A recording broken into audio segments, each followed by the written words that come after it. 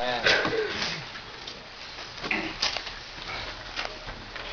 scripture comes from the book of Luke, the 23rd chapter, the 34th verse.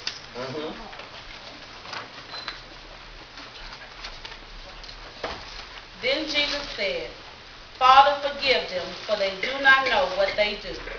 And they divided his garments and cast lots. Just for a brief moment, a few minutes, I would like to use for a subject, letting go. All right. We ask, what is forgiveness? It is the pardoning of an offense. It restores a good relationship with God, with others, ourselves, after sin or alienation. Simply put, it means letting go. Forgiveness is not an option for Christians. It is a requirement, and it bears no stipulation.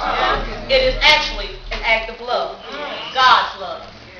We don't get to pick and choose which actions of people we forgive. Suppose God did that with us. We'd all be in a bad shape. It's the hardest task set before us as Christians. When we are wronged by others, and sometimes we are even wronged by ourselves, we tend to harbor emotions of anger and resentment, believing that we have the upper hand, when in truth we have allowed that person or thing to have power and control over us. We carry this unforgiveness with us for years, sometimes allowing it to plague our very existence. But I'm here to let you know today that we need to let it go. We deal with people daily in one way or another, whether it's friends or family. They do things and say things to hurt.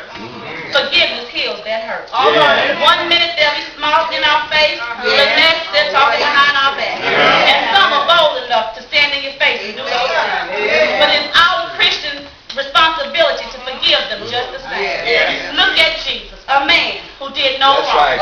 He walked and talked, slept and ate with those he handpicked for himself. And yet he had to find forgiveness in Peter and Jude. They watched him heal and perform wonders, but yet they did him wrong. He was sold out. Sometimes our friends and families will sell us out, but it's our responsibility to forgive them. If it had not been for his forgiveness, he couldn't take all that to us. That's right. He was treated like a common criminal, and he had to forgive them. He asked God to forgive them because they did not know what they did. Jesus had compassion for their ignorance. If they would have stopped and thought about what they were doing, they may have thought otherwise. But yet, the scriptures had to be fulfilled. It is our job to forgive one another. But we find excuses as to why we can't or don't.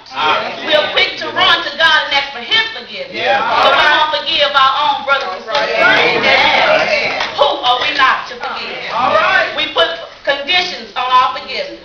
That's not Christ-like. Jesus didn't go to them and say, if you forgive me, I'll talk to my Father and negotiate with him. He didn't make a deal to warrant his forgiveness. He did it because he knew who was in charge. Today I encourage you that whoever or whatever that has been done to you, please forgive them. Please forgive them. You want peace? Seek forgiveness. And let it